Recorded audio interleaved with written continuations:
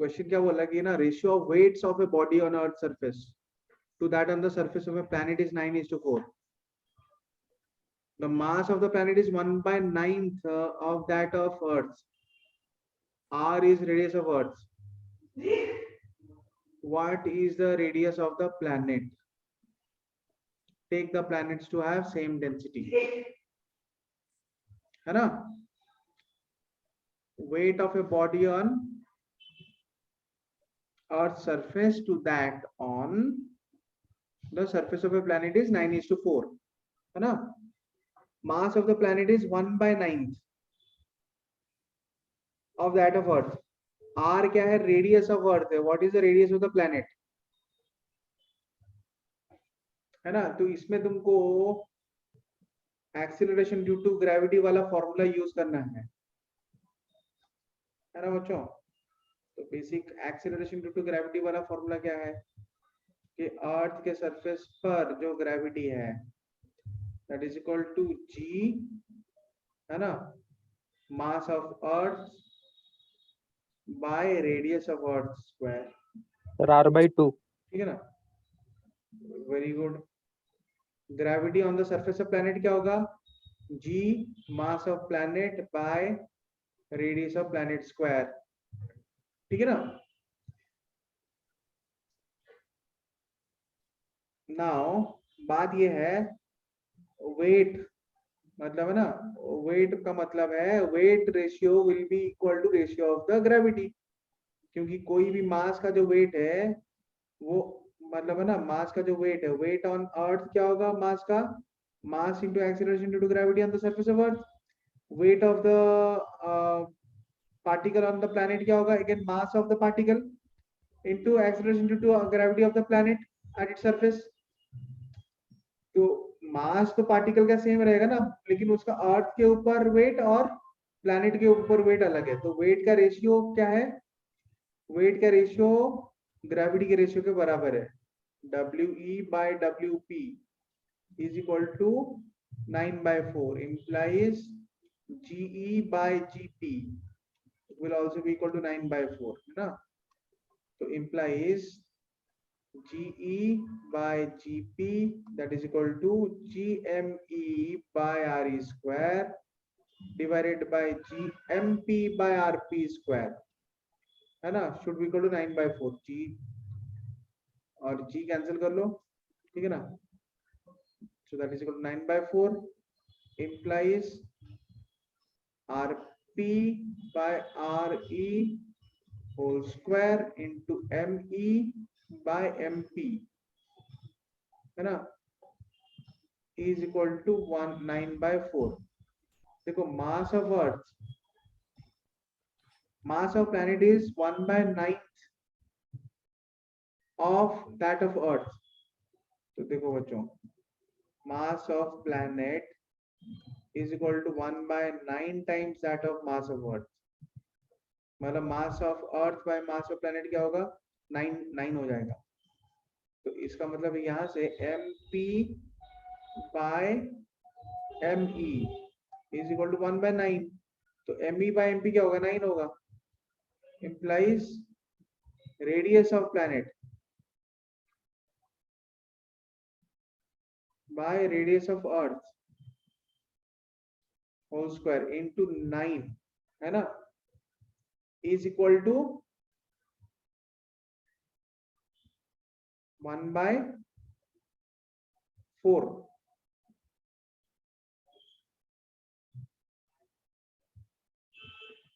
ठीक है ना? 9 तो कैंसिल होगा ना सर?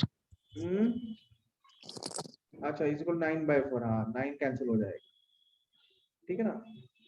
तो radius of planet to radius of earth square जो है वो कितना हो जाएगा? 1/4. So radius of planet by radius of earth क्या होगा? 1/2. और किसका प्लैनेट? अच्छा, अर्थ का आर दिया है, तो अर्थ का अगर आर दिया है तो RP/R is equal to 1/2. So radius of planet क्या होगा? R/2. So here we get radius of planet as half of radius of earth. Radius of planet जो है half of radius of earth. Is it clear? Yes sir. Yes, sir. तो है ना, ये भी basic formula वाला question था, 2019 का है, 12 अप्रैल शिफ्ट 2। तो this is our next question. ये है हमारा अगला क्वेश्चन, है ना। दो प्लैनेट है, मास m and 16m, and the radii are, what is the radii? A and 2a respectively. The separation between the centers of the planets is 10a. Body of mass m is fired from the surface of the larger planet towards the smaller planet along the line joining their centers. For the body to be able to reach the surface of smaller planet, the minimum firing speed needed is, दो planet है, एक का मास m है, दूसरे का 16m है, radii a 2a है, separation between the center is of the planets is 10a, है ना। separation between the planets कितना है? 10a. A body of mass m is fired from the surface of the larger planet towards the smaller planet, along the line joining their centers. For the body to be able to reach the surface of the smaller planet. ये बढ़िया question है बच्चों, ये 2020 का अच्छा question है।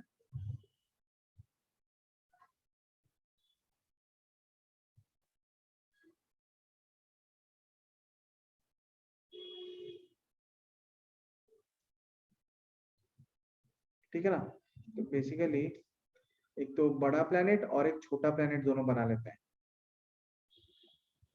ठीक है ना। तो ये अपना बड़ा प्लेनेट है जिसका मास 16m है और रेडियस 2a है, और छोटा प्लेनेट जिसका मास m है और रेडियस a है। दोनों के सेंटर के बीच में डिस्टेंस 10a है ना। तो फायर कहाँ से किया जा रहा है? मास m को, स्मॉल m को छोटे प्लेनेट के, है ना, सेंटर से, ना सरफेस से फायर किया जा रहा है ना, या फिर बड़े प्लेनेट के सरफेस से, बड़े प्लेनेट के सरफेस से फायर किया जा रहा है, ठीक है ना। बड़े प्लेनेट के सरफेस से फायर किया जा रहा है ना, टुवर्ड्स स्मॉलर प्लेनेट, ठीक है ना बच्चों। तो देखो इस क्वेश्चन में एक फंडा है बेसिकली, ठीक है ना। बात ये है कि जब एक, मतलब इनिशियली जब एक मास को यहाँ से फायर किया जाएगा, मास m को, मैंने गलत जगह पर मास m बनाया है, मास m को जब है ना बड़े वाले प्लेनेट से फायर किया जाएगा, ये मास m जब आगे जा रहा है ना, मास m जब आगे जा रहा है, उसके ऊपर बड़े प्लेनेट का अट्रैक्टिव फोर्स, बड़े प्लेनेट का नाम मान लो A है, छोटे का नाम मान लो B है। बड़े प्लेनेट का अट्रैक्टिव फोर्स लगेगा और छोटे का भी अट्रैक्टिव फोर्स लगेगा, समझ में आ रहा ना, ठीक है। लेकिन नेट फोर्स जो रिटार्डिंग फोर्स होगा, क्योंकि ना इनिशियली तो जो बड़ा वाला प्लेनेट का A का जो फोर्स है B के फोर्स से ज्यादा ही होगा। कोई भी मास को, बच्चों समझ में आ रहा ना, कोई भी मास को अगर हम, है ना, इसके सरफेस से फायर करेंगे, बड़े वाले प्लेनेट के सरफेस से फायर करेंगे टुवर्ड्स छोटा प्लेनेट, तो पहले तो बड़े वाले प्लेनेट का फोर्स उसके ऊपर बड़ा होगा, ज्यादा होगा ना, तो उसका नेट फोर्स तो रिटार्डिंग होगा ना, नेट फोर्स रिटार्डेशन फोर्स होगा कि नहीं बच्चों? Yes sir. तो उसके वजह से उसका वेलोसिटी डिक्रीज करेगा। Yes sir. तो बेसिकली हमें ये देखना है कि उसका वेलोसिटी जो डिक्रीज हो रहा है, समझ में आया ना, ठीक है। तो वो जो वेलोसिटी का जो डिक्रीज है ना, बेसिकली ऐसा होना चाहिए कि धीरे धीरे, लेकिन जब आगे जा रहा है ना, वो धीरे धीरे जब आगे जा रहा है, तो छोटे का जो फोर्स है ना वो इंक्रीज हो रहा है, बड़े का फोर्स डिक्रीज होगा। इनिशियली बड़े का ज्यादा है छोटे से, लेकिन बड़े का फोर्स जो है वो ज्यादा से डिक्रीज करेगा, और छोटे का जो फोर्स है वो कम से इंक्रीज करेगा।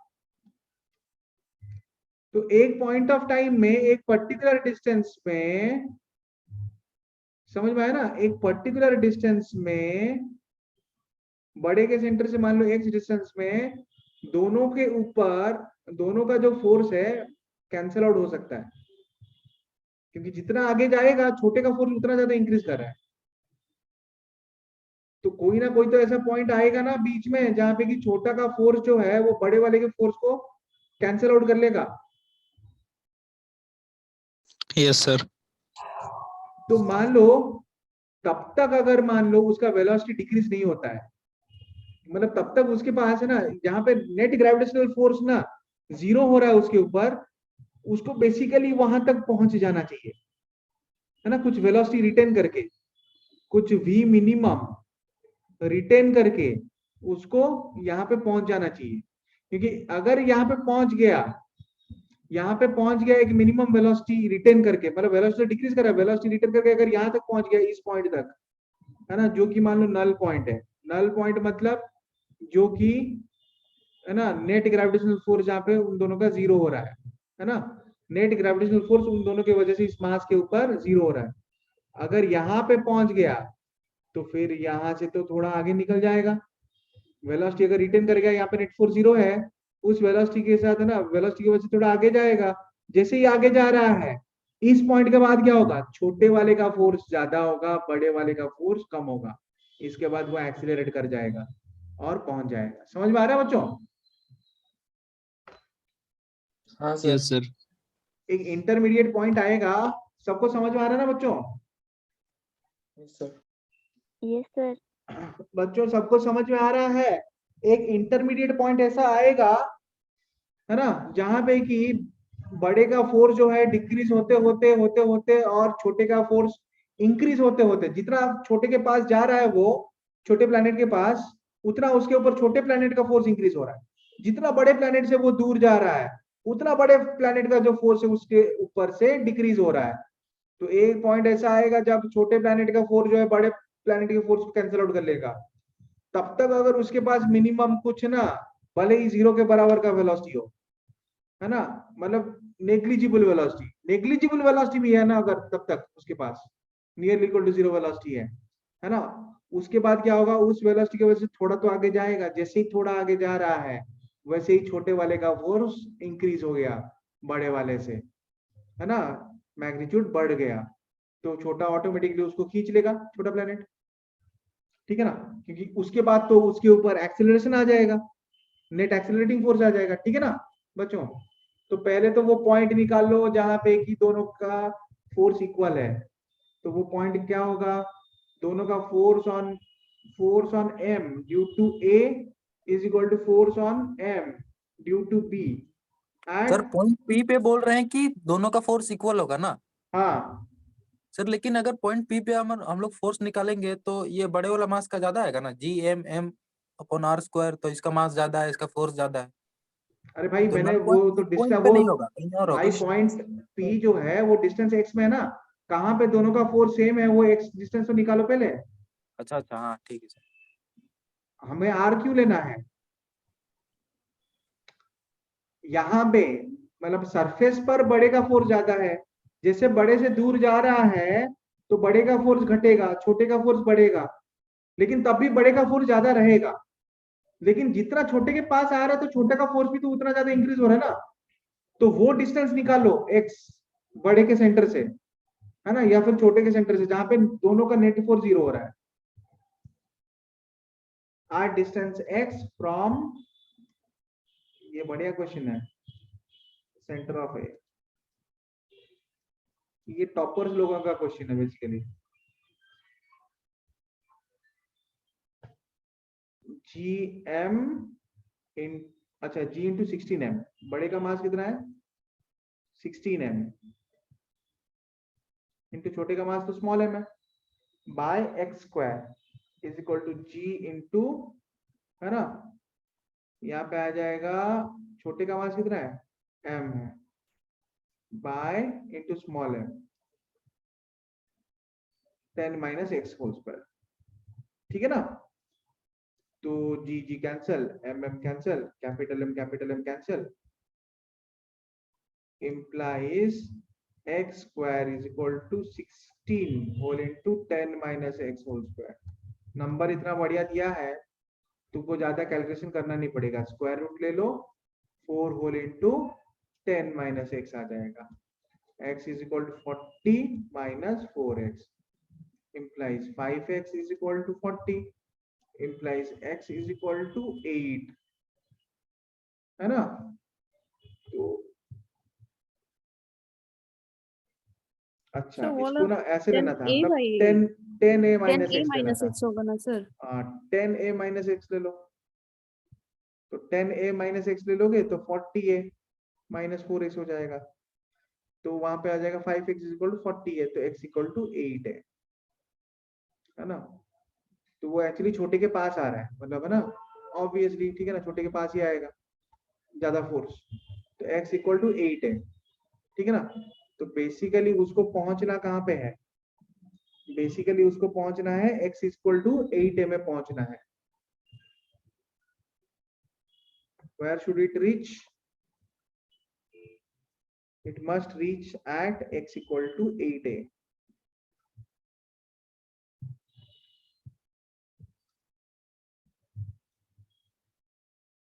ठीक है ना? तो नल पॉइंट कहाँ पे आ रहा है, एट x इक्वल टू 8 है, तो ये जो पॉइंट आ रहा है x इक्वल टू 8 है, ठीक है ना? तो यहाँ आंसर पे कितना है sir? Half under root G M upon है। एक बात एक देख लेते ना, ठीक है? तो फिर क्या है कि है ना, मान लो यहाँ से हमें चाहिए क्या, यहाँ से कुछ v वेलोसिटी कितना होना चाहिए ताकि वो p पॉइंट तक पहुंच जाए मिनिमम वेलोसिटी में, तो v मिनिमम p पॉइंट में 0 ले लो, है ना? इसके बाद तो है ना, मतलब छोटे वाला जो है ना, अगर नेग्लिजिबल वेलोसिटी ले रहे हैं तो छोटे वाला उसको खींच लेगा इसके बाद से, ठीक है? तो फिर एनर्जी कंजर्व कर लो, तो मान लो छोटे वाले का मास यहाँ पे v है, ठीक है ना? तो पूरा उसके ऊपर जो है ना,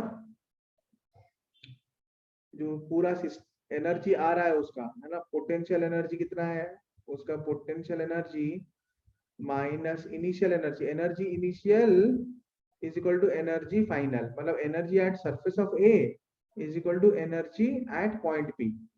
तो इनिशियली तो उसके पास एनर्जी है माइनस जी एम एम, है ना, एनर्जी कंजर्व कर लो, माइनस जी इंटू बड़े प्लैनेट का मास कितना है 16m इंटू इसका मास है small m bye 2a plus, है ना, छोटे के वजह से पोटेंशियल एनर्जी कितना आएगा minus G into small m by छोटे के सेंटर से ये डिस्टेंस कितना है, छोटे के सेंटर से ये इसका डिस्टेंस कितना है 8 है, छोटे के सेंटर से बड़े के सरफेस का डिस्टेंस कितना होगा 8 into small m bye 8a, है ना, plus half M V square is equal to, है ना, माइनस जी इंटू फाइनली जा रहा है कहाँ पे नल पॉइंट में 16m into small m bye बड़े से डिस्टेंस है 8 है ना, फिर छोटे से minus G into capital M into small m by छोटे से डिस्टेंस होगा 10 माइनस 8 है, 10a माइनस 8 है ना, 10a minus x, 10a minus 8 है मतलब 2a, प्लस उसके बाद नेग्लिजिबल वेलोसिटी, मतलब वो काइनेटिक एनर्जी को हम 0 पकड़ सकते हैं वहां पे, ठीक है ना? तो फिर क्या है, तो फिर क्या है, यहाँ पे स्मॉल m कैंसिल कर लो, हर जगह से स्मॉल m कैंसिल कर लो, हैंग हो रहा है यार, ज्यादा पेज हो रहा है वैसे फटाफट हैंग करता है, ठीक है ना? तो implies is minus 8 G M by small a, फिर minus G M by 8a plus v square by 2 is equal to minus 2g, है ना, m बाय स्मॉल ए, ठीक है ना, फिर minus G M bye 2a, ठीक है ना?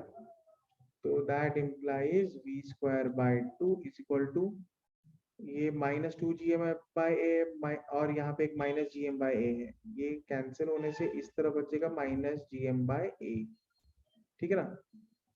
तो -GM/A -GM/2A फिर +GM/8A, ठीक है ना। तो इम्प्लाइज V²/2 जो है ना, दैट इज इक्वल टू कितना आ रहा है टोटल,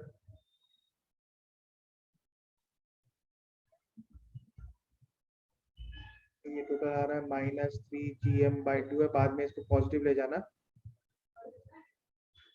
प्लस GM/8 है ना। तो फिर कितना आंसर आया बेटा तुम्हारा? सर हम एस्केप वेलोसिटी वाला लगा दिए थे सर। अरे बाप रे। सर हाँ सर यहाँ पे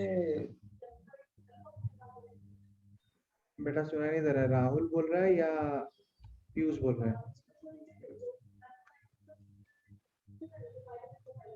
कौन बोल रहा है बेटा?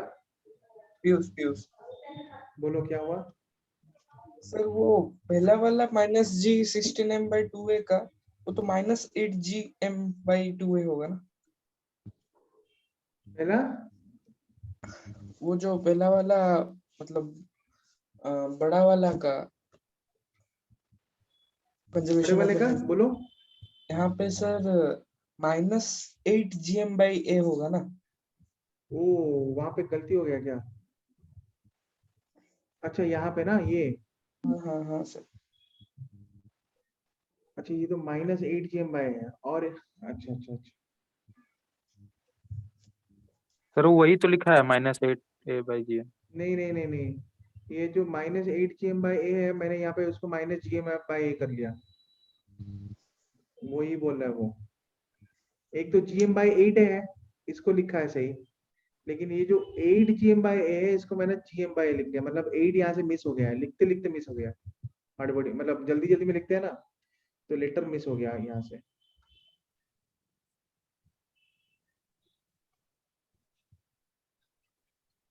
तो वही पीयूष बोल रहा था,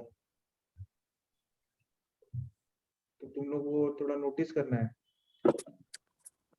ठीक है ना। तो ये एक्चुअली बेसिकली हाँ -8 GM/A है। तो फिर ना V²/2 जो है -8 GM/A -2 GM/A, तो यहाँ पे -6 GM/A बचेगा, ठीक है ना। तो 6 GM/A मतलब है ना, यहाँ पे आ जाएगा तो ठीक है, 6 GM/A राइट हैंड साइड में आ गया, -GM/2A फिर -GM/8A, implies V²/2 is equal to यहाँ पे ले लो 8A, ठीक है ना। तो फिर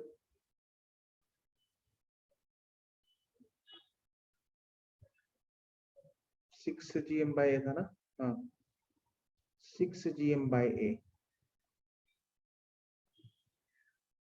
ठीक है ना। 8A ले लोगे तो यहाँ पे आ जाएगा 6 × 8 48 GM, और यहाँ पे आ जाएगा -4 GM फिर -GM, फिर यहाँ पे आ जाएगा 4A,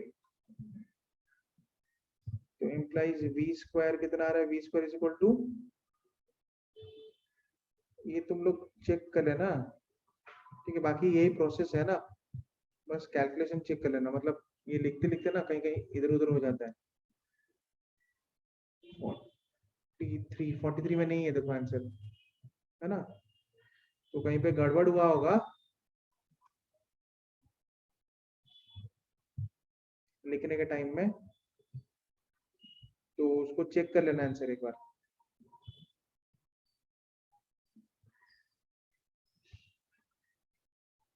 सर डी होगा। कितना आया आंसर तुम्हारा? फाइनल आंसर कितना आया? बी स्क्वायर कितना आया था बोलो नंबर में? ऑप्शन दिखाइए। 40 तो बी स्क्वायर 45 GM/4A। और मेरा 43 आया। ये सर 45 आ रहा है मेरा भी। हाँ 45 मेरा भी आ रहा तुम्हारा 45 आया। है। हाँ वही मेरा 2 कहाँ पे मिस हो गया कैलकुलेशन में सर लेकिन ऑप्शन में तो 45 नहीं दिया है। अरे वो तुम फिर लोगे ना उसको वो 9 into 5 ना 9 into 5 लोगे तो 3√5 आएगा। हाँ 3 into root 5। तो स्क्वायर में ये तो डी ऑप्शन होगा। डी। ये सर डी आ रहा है आंसर। हाँ डी आएगा, ठीक है ना, ऑप्शन डी। तो मेरा एक्चुअली ना कैलकुलेशन में गलती हो गया, ठीक है। यहाँ पे जो मैंने कैलकुलेशन ये इक्वेशन के बाद ना मैंने जो कैलकुलेशन किया ना वहां पे गलती हुआ है।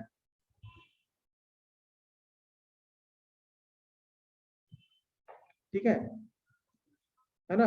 तो basically conservation of energy equation लगाओ फिर कैलकुलेट कर लो। तो तुम्हारा फाइनल वी स्क्वायर कितना आना चाहिए? 45 GM/2A। ठीक है 4A। हाँ सॉरी 4A सॉरी, सर है ना, समझ में आया बच्चों? हाँ सर। Yes, sir sir. ये सब यस सर। ठीक है, सर और भी क्वेश्चन है कल करेंगे। सर और क्वेश्चन भेज दीजिए सर व्हाट्सएप में, हम लोग ट्राई करेंगे। भेज दे तुमको, ठीक है। Yes sir sir. सर ये क्वेश्चन थोड़े जेई बेस्ड हैं क्या सर? थोड़ा लेंदी लग रहे हैं। अरे देखो ये जेई मेन का ना डिफिकल्ट क्वेश्चन हुए हैं, मतलब ये तो मतलब है ना, ये टॉपर का क्वेश्चन है, जिसके पास टाइम बचेगा टॉपर लोगों का ना वो करेंगे, ठीक है। बाकी ऐसे 2-3 क्वेश्चन आते हैं बेटा 25 में से, मतलब है ना पूरे 30 में से ऐसा मैक्सिमम 2 to 3 क्वेश्चन आते हैं लेंथी वाले, सर बाकी सब टकाटक हो जाते हैं। इससे सर, पहले भी नीट- तो हमने बहुत इजी क्वेश्चन भी तो किए ना, हाँ सर। ठीक है। और एक इजी क्वेश्चन में क्या था कि ना कैलकुलेशन ट्रिक था, तुम अगर पहले से कैंसिल आउट कर रहे हो, ठीक है ना, तो फिर तुम्हारा आंसर नहीं आ रहा है, नेगेटिव आ रहा है। लेकिन अगर तुम ना मतलब फ्रैक्शन में लेकर उसको, ठीक है, मतलब एक है ना फ्रैक्शन वाला फॉर्म में लेकर कैलकुलेट करो उसको, क्यूबिक एक्सप्रेशन में रखते हो, फिर वहां से आंसर आ रहा है, ठीक है। ऐसे कुछ कुछ क्वेश्चन आते हैं, सारे क्वेश्चन थोड़ी ना आते हैं, सर ठीक है। नीट में ठीक है बच्चों, है ना, बाकी तुम लोगों को भेज देता हूँ मैं क्वेश्चन। यस सर क्वेश्चन भेज दीजिए। Yes sir. 10-15। Thank you sir. हाँ हाँ हेलो हाँ हेलो। सर नीट में ऐसा होता है? नीट में नहीं आता है, लेकिन कॉन्सेप्ट तो काम में आता है ना नीट में। हाँ सर। कंजर्वेशन ऑफ एनर्जी का कॉन्सेप्ट काम में आता है कि नहीं नीट में? 2-3 कॉन्सेप्ट आ गया नेट फोर्स से जीरो वाला कॉन्सेप्ट आता है कि नहीं? वो थ्योरी में पूछ लेगा, सर। हाँ सर। है ना। Yes sir. सेम क्वेश्चन को मॉडिफाई करके नीट के लिए भी बनाया जा सकता है। अगर ऐसे पूछेगा कि किस पॉइंट पे उसको कम से कम कहाँ तक जाना चाहिए ताकि ना वो मतलब है ना, मतलब ये लाइन के अलॉन्ग है ना एग्जैक्टली कहाँ पे उसको कम से कम पहुंचना चाहिए ताकि ना वो बी तक पहुंच जाएगा, तो सर वैसे देखने से क्वेश्चन और डिफिकल्ट लगता है, क्वेश्चन के साथ एग्जैक्ट ठीक है ना। थियोरेटिकली इसको पूछ break- लेगा ना क्वेश्चन तो है ना देखने से और डिफिकल्ट